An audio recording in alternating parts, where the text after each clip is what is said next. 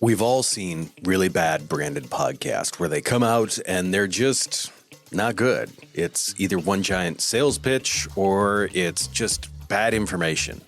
How can you avoid that? That's what we're going to talk about this week, as well as we have some podcast news in terms of how advertising works with smaller podcasts.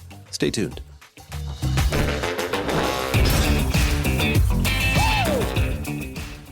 Thanks for tuning in. I'm really excited about this week because we get to dive into the branded podcast piece of this, which is what we help so many people do. It's all about elevating the voices, things of that nature. So I'm really excited to get into some of this because this is gonna step back to some of the things that everyone really needs to look at. Before we get into it, I got a few housekeeping items. The one biggest thing is obviously make sure you're subscribed. Helps us out a ton.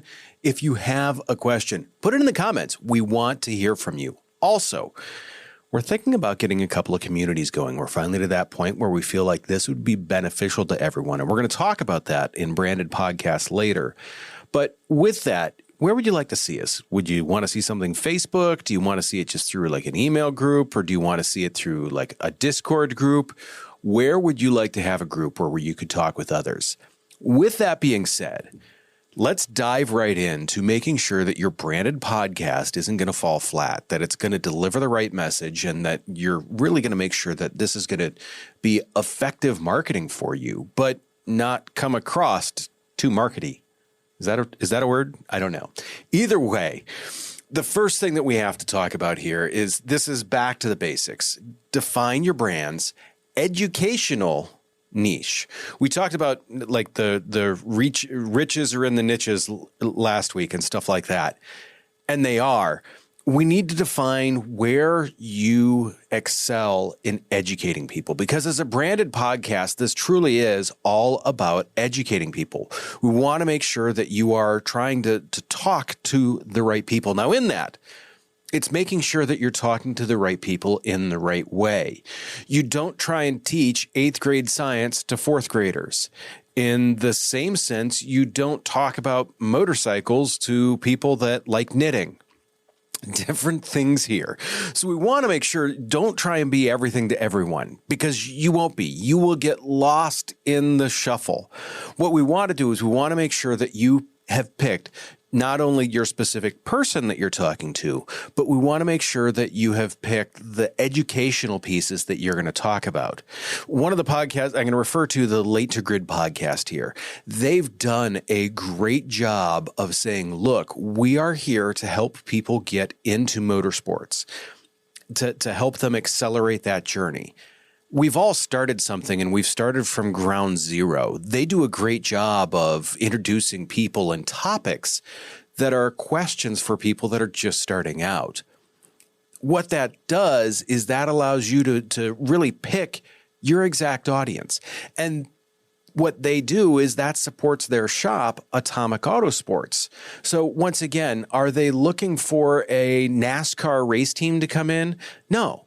That's not their client. Are they looking for someone that's just getting into motorsports and maybe starting with some basic like track days, that's just going to do it with their street car? They don't even have a race car.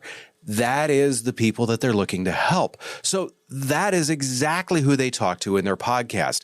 They give that specific knowledge, that specific expertise, and they call on specific people that have that knowledge and expertise as guests.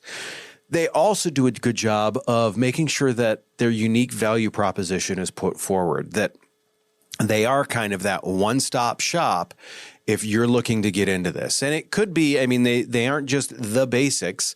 They go well past that. But by covering the basics, they've now brought someone into their ecosystem, and they can start to grow that. Now, one of the things that I want to say when I tell you to pick your specific people, if you try to talk to everyone, everyone talks about gaming the algorithm. There's no gaming the algorithm. The algorithm is going to do what it's going to do. What happens is when you pick your specific people that you want to talk to, the algorithm will find the people that want to hear that message. It takes a little while because it's matching your preferences with someone else's preferences with someone else's preferences. But once it starts to get that map laid out, it really does a good job of presenting the information to the people that actually want to hear it. So, like I said, define your brand's educational space. That is exactly where you need to be. Now, the other thing that you can do in that is you want to develop some content pillars that are consistent. So those are offering that consistent value to everyone. And there's a couple of things that you guys hear me talk about all the time. Making sure you're in the right niche. You've narrowed it down so you're talking to the right person. Making sure you're educational. Those are some of our content pillars. That is what we stick with. That is where we excel at. It's those core themes that you want to talk about.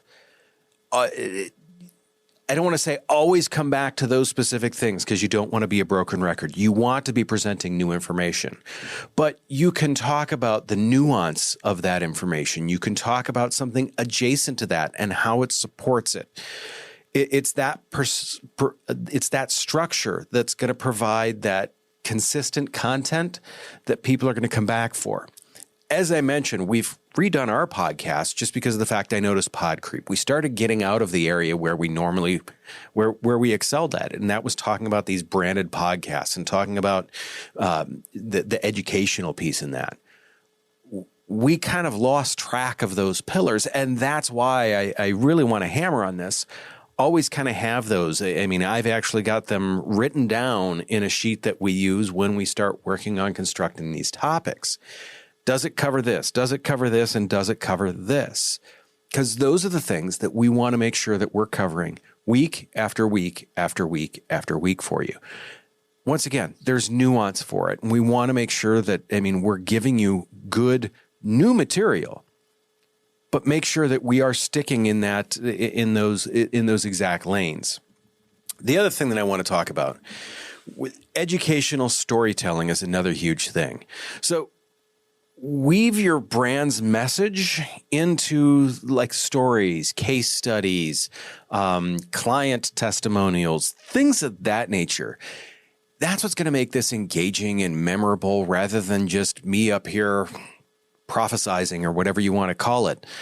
It's those types of stories that allow you to connect. And that's why we talk about like Atomic Autosports. That's why we talk about like Coach Woody from Next Better with some of the things. That's why we talk about like the Better Business podcast. It's those types of things where we're bringing you into those stories and we're engaging with those stories. So first off, you can see them in action. You know that it's something that's tried and true. It's not just me tossing information out there. The other thing is as kids, I get it. Everyone hated story problems in math. But in the same sense, when you can see that something is applied and you can see where and how it is applied, that can make a world of difference in how you apply that to your own podcast and your own information. I've always said there's new ideas out there, but those new ideas are typically related to something that's already going on. And that's very much the case here. And that's why we talk about these things. We want you to be able to pull something that's related and kind of bring that over into your world. How does that adapt for your specific podcast? Because it's not going to look the same. But another podcast we work with is the Call It Like I See It podcast. And I love this. James Keys on there told me the one time, he goes, history does not repeat itself, but it does rhyme. And that to me is a quote that I've used constantly. I love it. I believe it was Mark Twain that said that, but James is the one that told me that one. And to me, it totally makes sense. Your podcast is going to be your individual podcast. So it shouldn't be someone else's podcast, but it may kind of rhyme with someone else's podcast is what we're going with. As an educational piece, one of the things that I always talk about, and this is the one that you guys know, offer value. Someone is taking the time to sit down and watch your video or listen to your podcast. I cannot stress this enough. Make sure that you are delivering something to make their time worth it. Think about high value people, what their hourly rate is for something. If let's say it's someone that's in charge of a company, millions of dollars hinge on their decisions and their time. If someone like that is giving you 10 minutes of their time, make it worth it. Make it those experiences, make it make it that education. This is also the other piece to this is the fact that is how you create that and that's why we go with the educational piece on this. If you are teaching people about your industry, if you are teaching people about things that are going on, if you are instructing people on how your product or how your service does things and what the benefits are to them and all of that, that's that value piece. It's why we do this podcast. I'm making sure that I'm offering value. We're talking to you about how you can increase the visibility and the viability of your branded podcast. That's what we're making sure we're doing is we're adding that value for it. Another way you can do that is you can get those guest experts and industry insights. I've got a few guests that we're still talking to. We are going to have some guests coming on here in the next few weeks. But really, these relevant experts, they can share their knowledge and perspectives with you. There's so many benefits, and we've talked about this kind of ad nauseum. But really, if you effectively work with them, their social media will help you because they can put some of the clips and that out on social media, on their social media. They'll share stuff. You can tag them. You can collaborate with them. All those things will make sure that you can work with them on that. Not only that, but once again, they're going to have their specific niche. You should have yours. But if they can talk about something that is in your corner, but they can talk very, very specifically about it, it's a huge win because once again, you're offering value, you're educating people. The example that I would give to this is when you say doctor and you think medical profession, okay, everyone has their general practitioner. But if something's really going sideways, they're going to refer you to a specialist. And that's how you should think about any experts that you have on your podcast. I don't want to tell anyone to be a generalist, but to talk about a specific thing. But if you know of someone that has studied and done a very specific thing, bring them on. That's that's your heart surgeon, that's your brain surgeon, that's your gastroenterologist.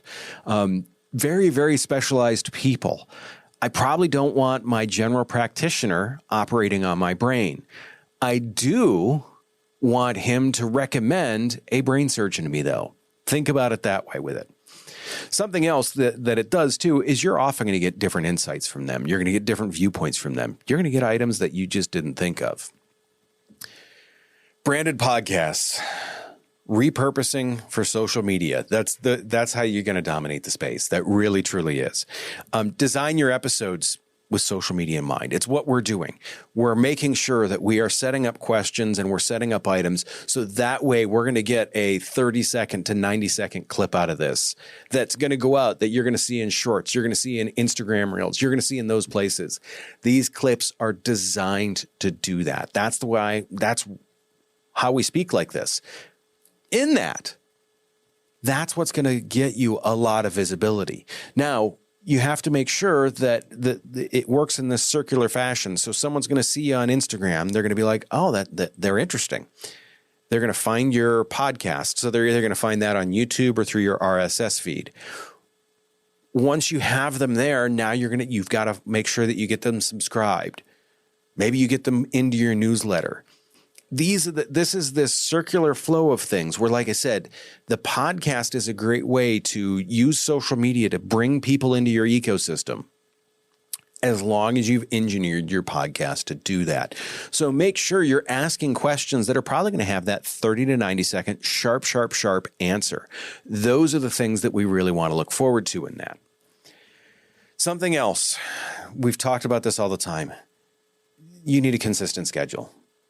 Make sure that people know that, hey, I'm going to show up every week or every 2 weeks.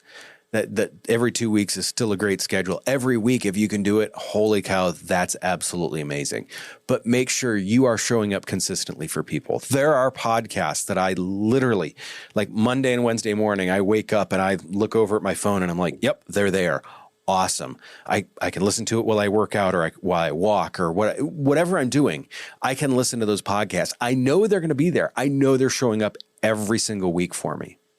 That's huge. What I would equate it to is, let's say you're expecting a delivery of something. You get a delivery of widgets every single week on Tuesday and you sell widgets. What happens if they don't show up till Wednesday? Or what happens if they just don't show up? You're kind of bummed. You feel kind of betrayed. It's the same thing with a podcast. That's how you're going to make that connection. The same side of it, we always talk, make sure it's a high quality production. Does it need to be in the studio here? No.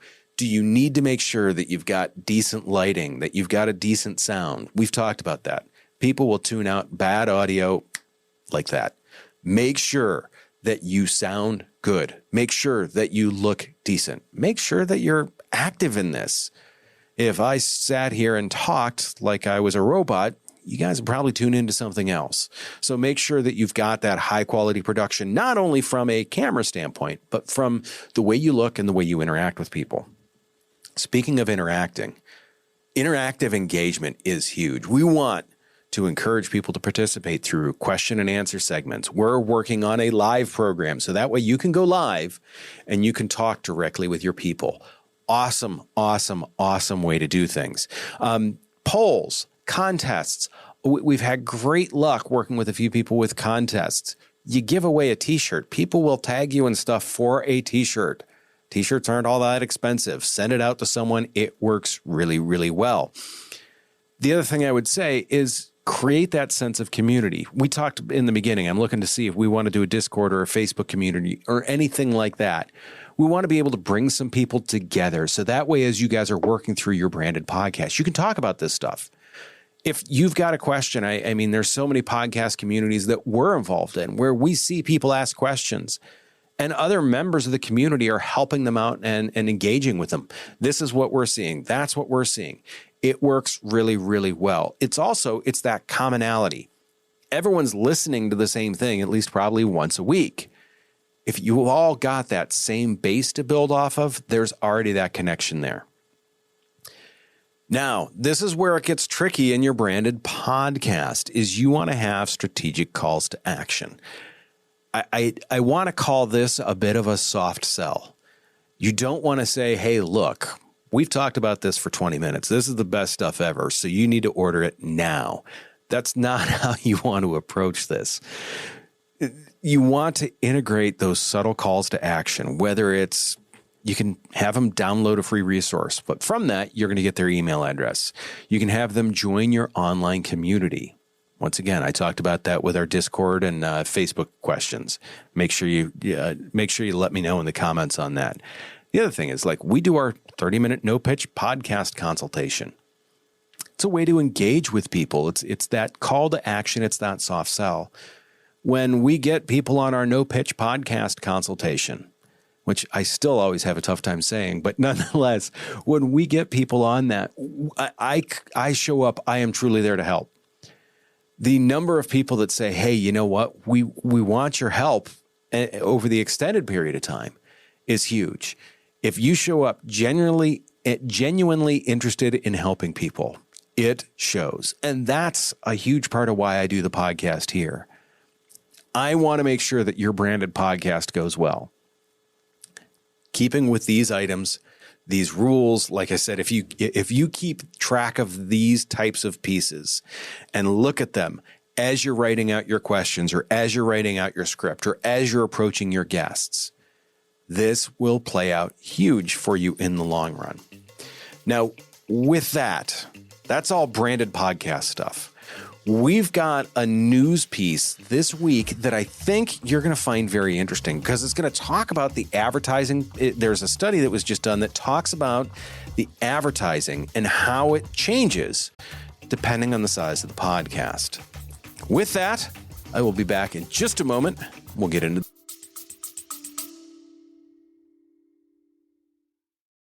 Is your podcast not getting the results you hoped for? Are you feeling stuck and unsure how to grow your audience or make a real impact?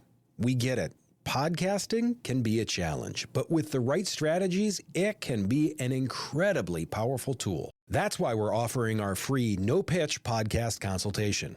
We'll spend 30 minutes with you identifying areas for improvement on anything from optimizing your audio or video quality to developing a content strategy that resonates with your customers. If you're ready to unleash your podcast's full potential, visit the link in our show notes to schedule your free consultation. Space is limited, so sign up today so we can help you create a podcast that truly shines. News.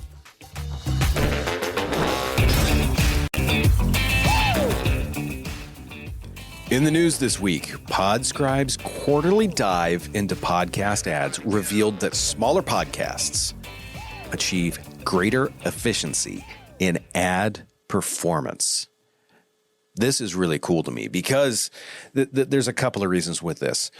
If you're monetizing your podcast with ads, that's kind of a boost. If your podcast is a branded podcast, does that sound familiar? Have we recently been talking about branded? I believe we've been talking about branded podcasts. If you're a branded podcast, boy, does that resonate. So the big thing is smaller podcasts typically have a more targeted niche. They are stuck in this corner. They handle these people. It's very direct. It's very tight. If you go to, let's say, advertise on, let's say, Mel Robbins, or let's say Diary of a CEO, or Lex Free, any one of those big podcasts, huge audience.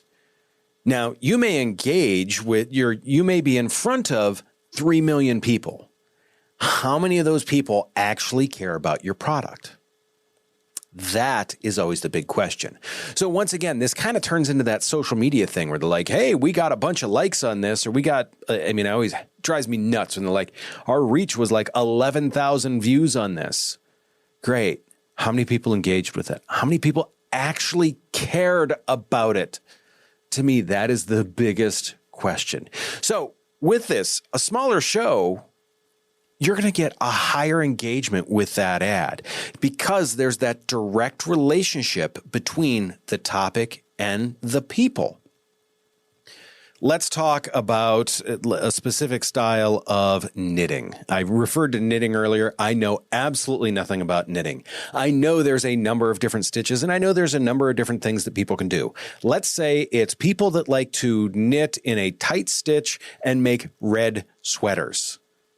No problem. If you talk to people, like if you're selling red yarn, holy cow, is that the right audience for you? If it's just a general show about knitting, if you sell red yarn, are you going to hit some people in there? Sure.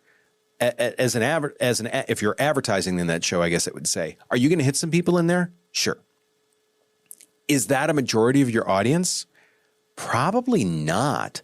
And that's the big thing about it. So you may be paying for 3 million views, but how many of those 3 million people actually really cared? Where if it's a show about knitting red sweaters, if they get 1,000 people that watch and or listen to that show, guess what? All 1,000 of them are going to care. You're probably going to have a lower cost per person because it's much more effective. So therefore, your cost per customer acquisition cost in that as an advertiser is less expensive.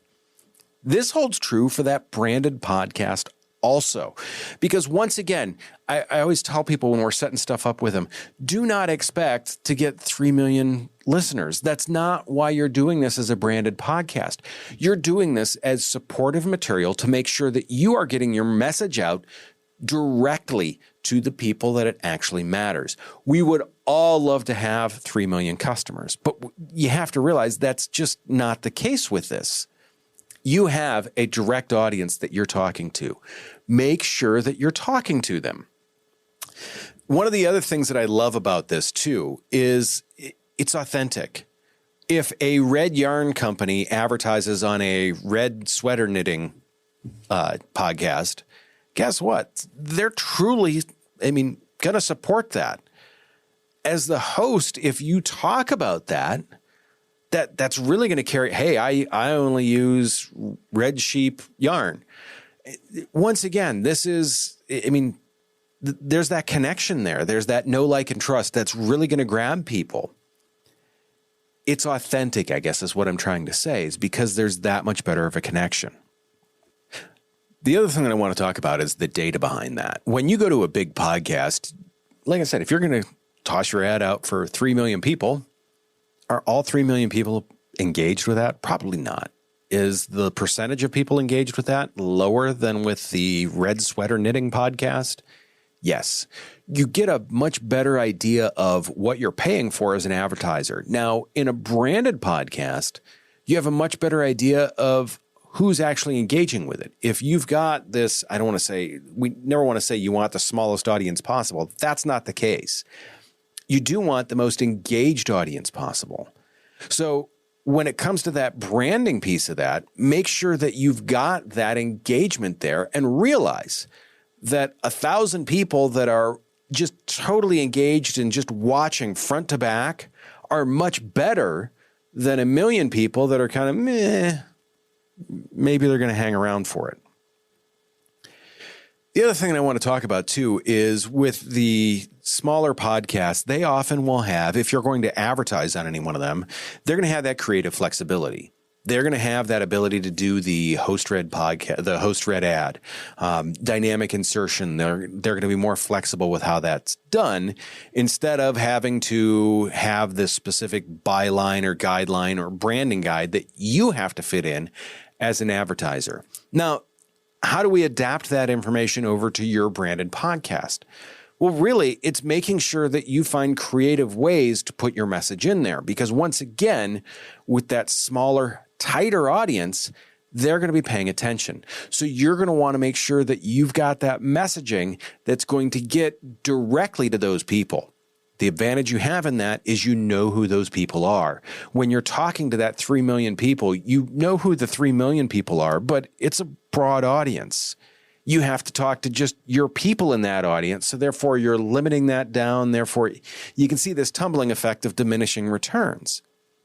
To me, the biggest piece that came out of this study that I saw that I absolutely loved is that with branded podcasts and these tighter niche podcasts, you're going to get that much better engagement and you're going to get those much better results because of that. And really, this is all results driven, right? That's why you're starting a branded podcast. Next week, once again, great topics. I haven't worked that out yet. So I really would love to hear what you would like to hear us cover. That being said, do me a favor, take care of yourself. And if you can, take care of someone else too. I will see you very, very soon.